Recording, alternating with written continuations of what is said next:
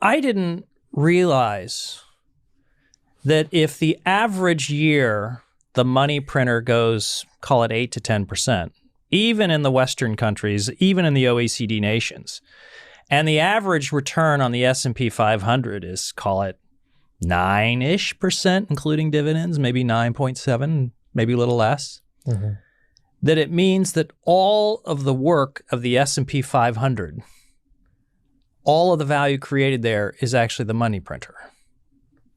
That to me was startling. I mean, to think about that, the fundamental notion that in a closed system or even an open system, when you're printing money at the rate of 8 to 10% a year, everything is losing value, and the things that appear to be gaining value are not gaining value. They're just keeping you even. So you can put all your money in the S&P 500 and you're not gaining any relative wealth at all.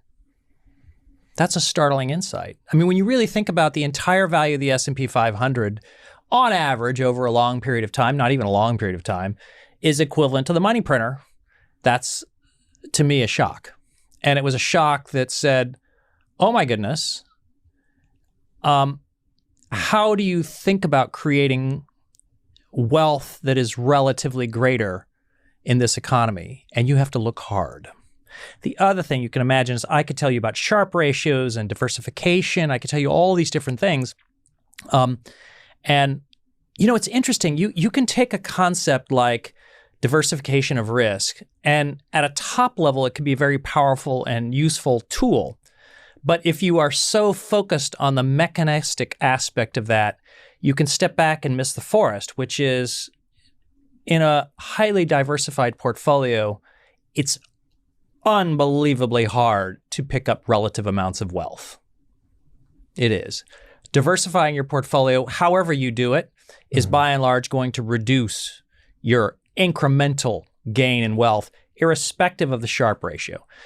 It's concentration of capital in specific bets that outperform the money printer where you actually create wealth. That was a shock to me.